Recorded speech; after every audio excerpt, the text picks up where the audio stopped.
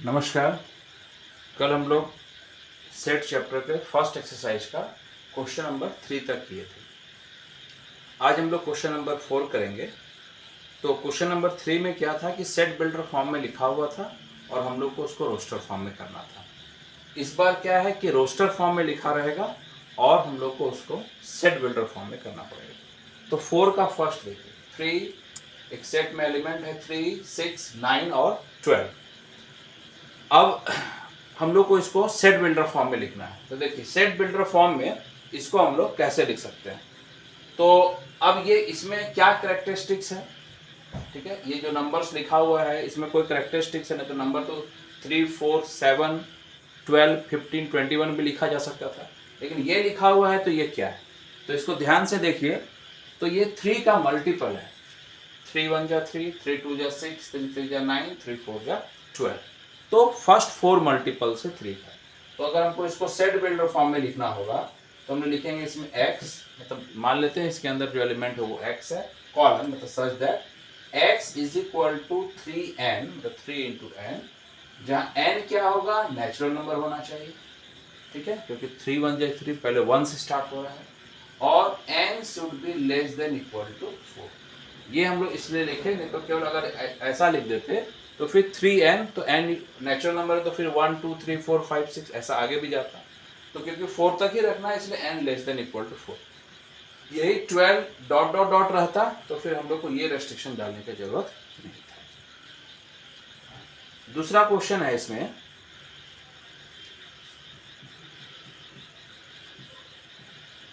To 4 8 16 32। इसमें आपको पकड़ना पड़ेगा क्या पैटर्न है। अगर इसके बाद क्या एलिमेंट है वो लिखना पड़ता तो क्या लिखते। तो जब इसका पैटर्न समझ में आ जाएगा तो हमको अपने आप समझ में आ जाएगा किस हिसाब से लिखा गया। तो देखिए इसको ध्यान से। तो ये 2, अब अगर मल्टीपल सोचते हैं तो 2 2 1 जा 2, 2 2 जा 4, तो 2 3 जा 6 होना चाहिए, यानी 2 का मल्टीपल तो नहीं है।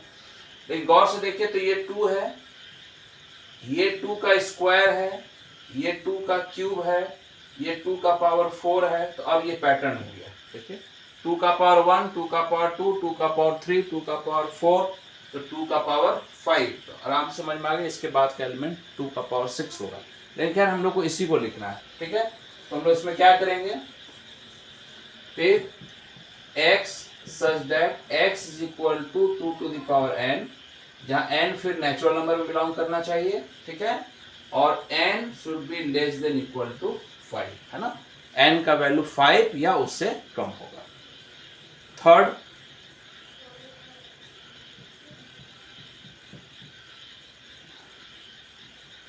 Five 25 125 and 625। अब इसको ये और इसको गौर से देखिए तो एक ही जैसा लिखा होगा। ये भी 5 का पावर 1, 5 का पावर 2, 5 का पावर 3 और 5 का पावर 4, ठीक है। तो इसको भी हम लोग क्या लिख सकते हैं, इसको लिख सकते हैं x such that x equal to 5 to the power n, और n belongs to natural number, but n is less than equal to 4, n is less than equal to 4।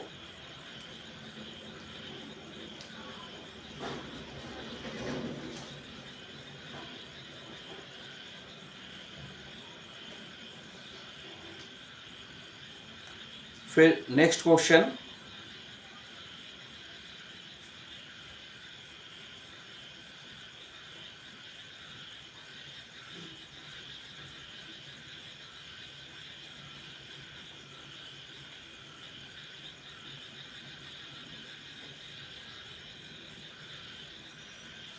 Next question है उसमें लिखा हुआ है, इसका फोर्थ पार्ट जो है 2 4 6 dot dot dot, हाँ जो अभी बताए थे। तो देखिए 2 4 6 डॉट डॉट डॉट, ये 2 का मल्टीपल है और आगे भी बढ़ेगा, ठीक है। तो 2 का मल्टीपल, या इसको इवन नंबर भी लिख सकते हैं, ठीक है। तो इसमें हम लोग क्या लिखेंगे, x such that x is N even natural number, even natural number. इसमें कोई कंडीशन नहीं डालना क्योंकि ये सो ऑन है, ठीक है। इस तरह से ये आगे बढ़ेगा। तो x such that x is N even natural number. Next है 1 4 9 डॉट डॉट डॉट 100, ठीक है। अब इसको भी समझना है किस पैटर्न पे लिखा हुआ है। तो ये देखिए यहाँ पे ये 1, ये 2 का स्क्वायर है, ये 3 का स्क्वायर है और ये 10 का स्क्वायर है। इसी तरह इसको हम 1 का भी स्क्वायर लिख सकते हैं। तो ये यानी 1 का स्क्वायर, 2 का स्क्वायर, 3 का स्क्वायर, तो 4 का स्क्वायर, 5 का स्क्वायर, 6 का स्क्वायर, इस तरह से 10 का स्क्वायर तक जाएगा, ठीक है। तो इसको हम लोग कैसे लिखेंगे, x such that x is equal to n to the power 2, है ना। पावर फिक्स्ड है, n belongs to natural number but n is less than equal to 10, ठीक है। 10 से ज्यादा नहीं होना चाहिए। तो ये हम लोग का क्वेश्चन नंबर 4 था, जिसमें हम लोग को रोस्टर फॉर्म से सेट बेल्टर फॉर्म में लिखना था। अब नेक्स्ट है क्वेश्चन नंबर 5। इसमें फिर से सेट बेल्टर फॉर्म में लिखा हुआ है और अगेन हम लोग को इसको रोस्टर फॉर्म में लिखना है, ठीक है। तो उसको स्टार्ट करते हैं। क्वेश्चन नंबर 5,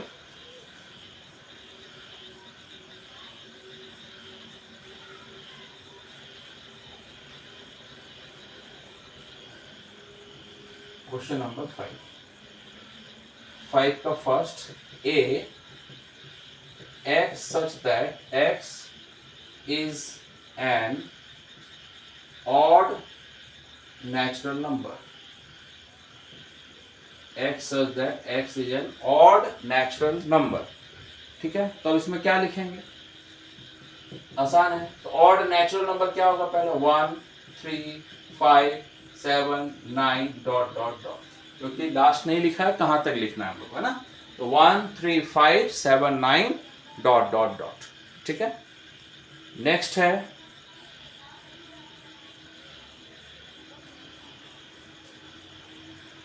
सेकेंड में बी है सेट का नाम, x such that x is an integer, x is an integer minus half less than x less than 9/2। Half से माइनस हाफ से लेकर 9/2 तक, और इंटीजर मतलब पूर्णांक, है ना। तो माइनस हाफ मतलब हो गया -0.5 और 9/2 मतलब हो गया 4.5, ठीक है। तो इसके बीच का इंटीजर तो क्या लेंगे, तो -0.5 के बाद ही लेना है, तो 0 होगा, 1 2 3 4, ठीक है। तो 0 1 2 3 4 यही आएगा। फिर सी है थर्ड सेट सी, उसमें दिया हुआ है x such that x is an integer, x such that x is an integer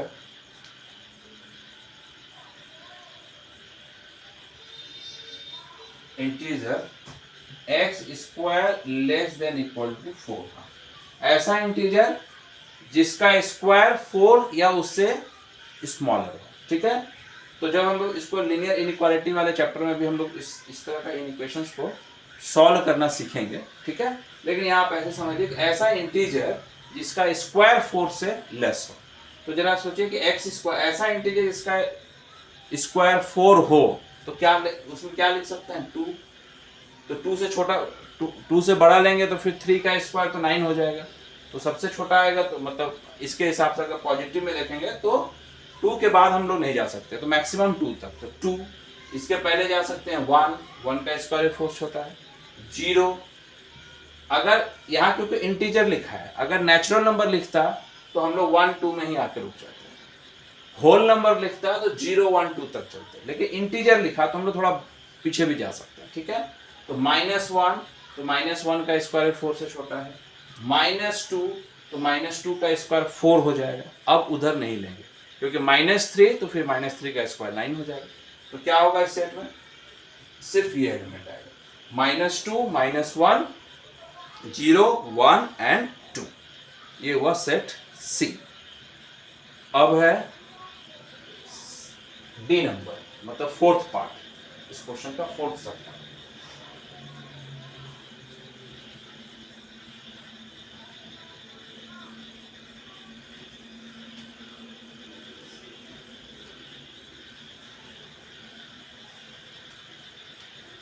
fourth part जो इसका है उसमें है D x such that x is a letter in the word loyal।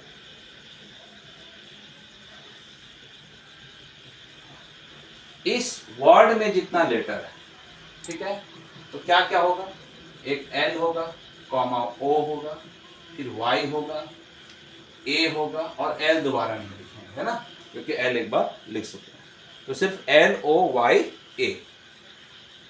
Fifth है सेट ई है x such that x is a month, x such that x is a month of a year not having 31 days, 31 days नहीं होना चाहिए, ठीक है। तो अब इसको आराम से आप लिख सकते हैं, तो जनवरी तो नहीं होगा, उसमें 31 आ जाता है, तो फरवरी, अप्रैल, जून, फिर सितंबर, नवंबर, ठीक है, तो ये सारे मंथ हो जाएंगे जिसमें 31 डेज नहीं होना चाहिए, ठीक है, तो ये सब मंथ हो जाएगा। उसी तरह इसको लिख लेंगे अप्रैल, फरवरी, जून, सितंबर और नवंबर। सिक्स्थ है, इसको पूरा लिख लेना है ऐसे ना, अप्रैल, ठीक है, सॉरी पहला फरवरी, फिर अप्रैल, जून, इस तरह से आगे लिख रहा है। सिक्स्थ एफ, सेट एफ है, इसमें है x such that x is A consonant in English alphabet which precedes K से पहले तक जो कॉन्सोनेंट है, ठीक है, तो ए तो होगा नहीं, तो बी, सी, डी, ई नहीं होगा, तो एफ, जी, एच, आई नहीं होगा, जे, और जे के बाद फिर के आ जाता है, तो के नहीं लेना उससे पहले। तो कौन कौन हो जाएगा, बी, सी, डी, एफ, जी, एच, जे, ठीक है। तो ये रहा हम लोग का क्वेश्चन नंबर 5, जिसमें हम लोग को फिर से सेट बिल्डर फॉर्म से रोस्टर फॉर्म में करना था। अब क्वेश्चन नंबर 6 क्या है, इसी में मैच द फॉलोइंग है। इसमें एक साइड में रोस्टर फॉर्म लिखा हुआ है और राइट हैंड साइड में आपका सेट बिल्डर फॉर्म लिखा हुआ है, आपको उससे मैच करना है, ठीक है। तो उसको हम इस तरह आपको बता देते हैं। तो उसमें देखिए जो 6 का जो फर्स्ट है वो है 1 2 3 6, 1 2 3 6, ठीक है। अब इधर जो 1 2 3 6, तो ये क्या होगा, इस 6 का फैक्टर है, देखिए 1 2 3 6, तो इसमें कौन सा होगा, फर्स्ट, हाँ फर्स्ट, मतलब ये मैच कर जाएगा x such that x is a prime number and divisor of 6, x is a prime number and divisor of 6, ठीक है। लेकिन प्राइम नंबर वाले में नहीं आएगा क्योंकि 1 है इसमें, ठीक है, तो ये नहीं आएगा, तो इसमें कौन सा, मतलब फर्स्ट वाला ऑप्शन नहीं होगा। सेकेंड वाले में x is an odd natural number less than 10, वो भी नहीं होगा, odd number. Third C option है इसमें x such that x is a natural number and divisor of 6, ये सही है, ठीक है। तो जो फर्स्ट वाला ऑप्शन है इसके हिसाब से सी वाला, इधर वाला में सी वाला ऑप्शन मैच करेगा, x such that x is a natural number and divisor of 6। उसके बाद है 2 3, ठीक है, तो 2 3 मैच करेगा, ये फर्स्ट वाले से कर जाएगा, x such that x is A prime number and divisor of 6। अब इसमें डिवाइजर ऑफ 6 तो भी था, लेकिन उसमें प्राइम नंबर, तो प्राइम नंबर से 2 और 3 होगा, तो ये वाला मैच कर जाएगा ए से। उसके बाद है M A T H E I C S, ये आराम से मैच कर जाएगा डी वाले ऑप्शन से, है ना, डी में लिखा हुआ है x such that x is a letter of the word mathematics, ठीक है, उससे मैच कर जाएगा। और ये है 1 3 5 7 9, 1 3 5 7 9, तो ये सेकेंड वाले ऑप्शन से मैच करेगा B, x such that x is an odd natural number less than 10। तो 10 से जो स्मॉलर नेचुरल नंबर है वो ऑड नेचुरल नंबर वो यही है, ये बी वाले ऑप्शन से मैच करेगा, ठीक है। तो पहला वाले सी से, सेकंड वाला ए से, थर्ड वाला डी से और फोर्थ वाला बी से, ठीक है। तो इस तरह से हम लोग का फर्स्ट एक्सरसाइज सेट्स का कंप्लीट हो गया। अब जो नेक्स्ट एक्सरसाइज है, तो उसके पहले जो हम लोग को पढ़ना है नेक्स्ट एक्सरसाइज से पहले, उसमें है हम लोग का टाइप्स ऑफ सेट्स। तो हम लोग पिछले क्लास में पढ़े थे कि सेट्स क्या होता है, सेट्स में हम लोग नेमिंग कैसे करते हैं, ठीक है, और उसको किस फॉर्म में लिखा जाता है। 2 फॉर्म बताए थे हम लोग, रोस्टर फॉर्म और सेट बिल्डर फॉर्म। अब कितने टाइप्स का सेट होता है, टाइप्स ऑफ सेट्स करना है। तो उस टाइप्स ऑफ सेट्स में जैसे अभी हम लोग इसमें एग्जाम्पल ही कर रहे थे, देखिए जब हम लिख रहे थे कि 1 2 3 4 डॉट डॉट डॉट, है ना, 3 डॉट एंड सो ऑन। और अगर हम लोग सिर्फ लिखे 1 2 3 4 5, मान लीजिए हम लोग 100 तक ही लिख दें या 1 लाख, तो इसमें ये जो सेट है दोनों में देखिए, तो इसमें जो नंबर ऑफ एलिमेंट्स है काउंटेबल है, काउंट कर सकते, इसमें काउंट नहीं कर सकते। तो इस तरह वाले सेट्स को हम लोग बोलते हैं इनफाइनाइट सेट, इनफाइनाइट सेट। और इस तरह वाले सेट को बोलते हैं फाइनाइट सेट, ठीक है। मतलब a set having finite number of elements is called finite set, और set having infinite number of elements, ठीक है, मतलब जो set is which is not finite is infinite, ठीक है। तो फाइनाइट सेट का जो डेफिनेशन हो जाएगा, ए सेट हैविंग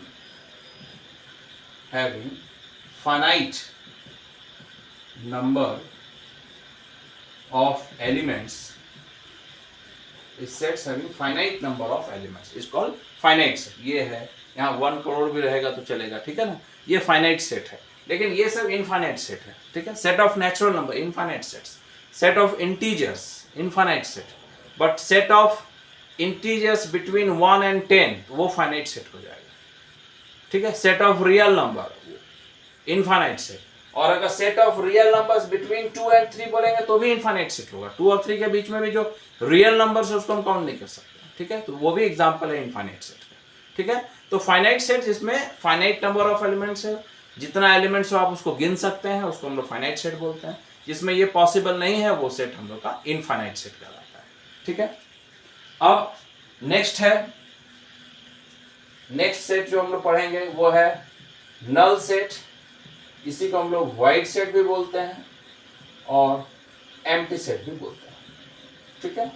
तो नल सेट नाम से ही क्लियर है, जिसमें एक भी एलिमेंट ना हो उसको हम लोग नल सेट बोलते हैं, ठीक है, क्योंकि सेट कलेक्शन का नाम है, हो सकता है उसमें कोई एलिमेंट्स ही नहीं हो, ठीक है, तो उसको हम लोग नल सेट बोलेंगे। मतलब कलेक्शन तो है, मतलब कलेक्शन का नाम तो है, लेकिन उस वैसे कलेक्शन में आपको कोई एलिमेंट्स नहीं मिलेगा, ठीक है, तो उसको हम लोग बोलेंगे नल सेट या वाइड सेट या एम्प्टी सेट, ठीक है। जैसे set of natural number less than 1 से छोटा नेचुरल नंबर्स का कलेक्शन तो होगा ही नहीं, 1 से छोटा कोई नेचुरल नंबर नहीं होता।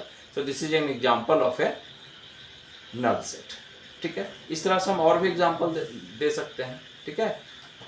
तो अब ये नल सेट, वाइड सेट या एम्प्टी सेट, इसको हम लोग डिनोट कैसे करते हैं, तो या तो इस तरह से कर्ली ब्रैकेट करके छोड़ दीजिए, और नहीं तो ये सिंबल है, इसको हम लोग फाई बोलते हैं, ठीक है। या तो इस तरह से इसको छोड़ सकते हैं या कर्ली ब्रैकेट, ठीक है। तो ये हो गया नल सेट, वाइड सेट या एम्प्टी सेट, ठीक है। तो तीनों एक ही सेट का नाम है। तो मतलब a set having no element is called null set. Example दे सकते हैं हम लोग, set of natural number less than 1, ठीक है। Set of natural number between 3 and 4, तो 3 और 4 के बीच में कोई नेचुरल नंबर नहीं आएगा। हाँ, सेट ऑफ रियल नंबर्स होता बिटवीन 3 and 4 तो आ जाता, तो वो नल सेट नहीं होता, लेकिन ये नल सेट का एग्जांपल। हाँ, अब इसमें कंफ्यूजन क्या होता है, एक इसको समझना है कि अभी बताया कि नल सेट को जो लिखते हैं उसको रिप्रेजेंट करते हैं या तो ये ब्रैकेट हो या ये ब्रैकेट हो, यही दोनों। लेकिन ऐसा ब्रैकेट ये नल सेट का एग्जांपल नहीं है, ठीक है, ये नल सेट का एग्जांपल नहीं, ठीक है। ये एक ऐसा सेट है जिसका एलिमेंट खुद एक नल सेट है, लेकिन this is not example of a null set, ये नल सेट का एग्जांपल नहीं है, ठीक है। इस पे कंफ्यूजन नहीं करना है, या तो ये सिंबल दिए या ये देना है, लेकिन ऐसा नहीं देना है, ठीक है। ये इस तरह का सिंबल नहीं देना, ये नल सेट का एग्जांपल नहीं है। तो नल सेट समझ गए हम लोग। अब नेक्स्ट है सिंगलटन सेट। सिंगलटन सेट, ठीक है, नाम से क्लियर है। सिंगलटन मतलब एक set having only one element, A set having only one element is called singleton, जिसमें सिर्फ एक ही एलिमेंट हो उसको हमने सिंगलटन सेट बोलते हैं। मतलब उसमें एलिमेंट वन नहीं होना चाहिए, नंबर ऑफ एलिमेंट्स वन होना चाहिए, ठीक है। जैसे ये तो सिंगलटन सेट का एग्जांपल है ही, लेकिन ऐसा ही नहीं, ये भी चलेगा। This is also example of singleton set, ठीक है। इस set of natural numbers between 3 and 5, तो सिर्फ 4 आएगा, तो this is an example of A singleton set. मतलब सिर्फ जिसमें एक ही एलिमेंट हो उसको हम लोग सिंगलटन सेट बोलते हैं। हाँ, जैसे ये अभी जो हम लोग लिख रहे हैं ये एम्प्टी सेट नहीं था, ये सिंगलटन सेट का एग्जांपल है, ठीक है, उसके अंदर एक ही एलिमेंट। अब इसके बाद हम लोग आएंगे इक्वल सेट। अब दो सेट इक्वल कब होता है, ठीक है, दो सेट इक्वल कब होगा, set A and set B, ठीक है। इसमें 1 2 3, इसमें 4 5 6 एक एग्जांपल, और सी है 3 2 1। ये देखिए ए और बी में, सेट ए और बी, सेट ए और सेट बी में इसमें नंबर ऑफ एलिमेंट सेम है, लेकिन एलिमेंट सेम नहीं है। इसमें 1 2 3 तीन एलिमेंट्स है, इसमें भी तीन ही एलिमेंट है, ठीक है। तो नंबर ऑफ एलिमेंट्स सेम है, लेकिन एलिमेंट्स खुद सेम नहीं है, तो ये इक्वल सेट का एग्जांपल नहीं। ऐसे सेट को हम लोग इक्विवेलेंट सेट बोलते हैं, जिसमें नंबर ऑफ एलिमेंट्स सेम है। और ये ए और सी देखिए, इसमें एकदम सेम है, 1 यहाँ भी है, 1 यहाँ भी है, 2 यहाँ भी है, 2 यहाँ भी है, 3 यहाँ भी है, 3 यहाँ, ठीक है। तो this is example of equal set, मतलब एकदम सेम एलिमेंट होना चाहिए, तभी वो सेट इक्वल सेट होगा। और इक्विवेलेंट सेट के लिए सिर्फ नंबर ऑफ एलिमेंट सेम हो जाना चाहिए, एलिमेंट सेम हो या नहीं हो उससे कोई जरूरत नहीं है। तो इसका मतलब इक्वल सेट्स इक्विवेलेंट सेट हो सकता है, लेकिन हर एक इक्विवेलेंट सेट इक्वल सेट नहीं हो सकता, ठीक है। अब बार बार हम लोग एक एग्जांपल लिख रहे हैं, ये वाला, ये सिंगलटन सेट का एग्जांपल। और इसमें ये एक और एग्जांपल है, this is also set of sets, ठीक है। जैसे ये हम एग्जांपल दिए 1 2 3, और ऐसा एग्जांपल लिखते 1 2 3 4। दोनों सेट में क्या डिफरेंस, दोनों सेट है, लेकिन ये सेट का जो एलिमेंट्स है वो भी खुद सेट है। इस सेट का जो एलिमेंट है, इसको सेट बी मान लें, इसको सेट ए मान लें, तो ये सेट बी का जो एलिमेंट है वो खुद सेट है। सो इस तरह के सेट को हम लोग बोलते हैं set of sets, set of sets, ठीक है, मतलब जिसमें एलिमेंट खुद सेट होगा, तो that is set of sets. अब देखिए नेक्स्ट हम लोग करेंगे वर्ड है सबसेट। सबसेट, ठीक है, सब मीन्स पार्ट, सेट का। अब जैसे हम सेट ए लिखते हैं 1 2 3 4 5, सेट बी लिखेंगे 2 3 4, सेट सी लिखेंगे 3 4 7, ठीक है। अब देखें, और सेट डी लिखते हैं 1 3 5 4 2। ए और बी में देखिए, इसमें से ए और डी सेट इक्वल है, ठीक है, जितना जो एलिमेंट ए में है वही एलिमेंट डी में भी है। ए और बी इक्वल नहीं है, और ए और सी भी इक्वल नहीं है, यानी बी भी ए के इक्वल नहीं है, सी भी ए के इक्वल नहीं है। लेकिन बी और सी में एक अलग चीज है कि बी ए के इक्वल तो नहीं है, लेकिन बी का हर एक एलिमेंट ए का ही एलिमेंट है। सी में ऐसा बात नहीं है, सी का हर एक एलिमेंट ए का एलिमेंट नहीं, 3 तो है, 4 है, लेकिन 7 नहीं। तो देखिए बी भी ए के इक्वल नहीं है, सी भी ए के इक्वल नहीं है, लेकिन बी का हर एक एलिमेंट ए के अंदर है, ठीक है। तो ऐसे सेट को हम लोग लिखते हैं B is subset of set A, B is subset of A, ठीक है, set B is subset of set A, ऐसा बोल सकते, ठीक है। तो बी जो है वो ए का सबसेट है, तो कोई सेट किसी का सबसेट कब होगा, ए बी का सबसेट कब होगा, जब ए सेट ए का जो एलिमेंट्स हो बी का भी एलिमेंट्स, ठीक है, तब होगा। और इस कंडीशन में हम लोग ए को सुपर सेट बोलते हैं, सुपर सेट। बी सबसेट हो गया और ए सुपर सेट हो गया। क्लियर? अब देखिए, अभी जो हम लोग डेफिनेशन बताए कि बी सबसेट है ए का, क्यों, कैसे चेक किए, क्योंकि बी का हर एक एलिमेंट ए का एलिमेंट है, इसलिए बी सबसेट है ए का।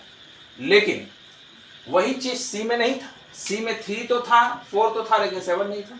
लेकिन अब थोड़ा आगे बढ़े, ए में सोचते हैं, तो 1 भी ए का है, 3 भी ए में है, 5 भी ए में है, 4 भी ए में है, 2 भी ए में है, तब तो फिर डी भी सबसेट हुआ ए का, डी सबसेट ऑफ ए, तो फिर डी भी सबसेट हो गया और बी भी सबसेट हो गया।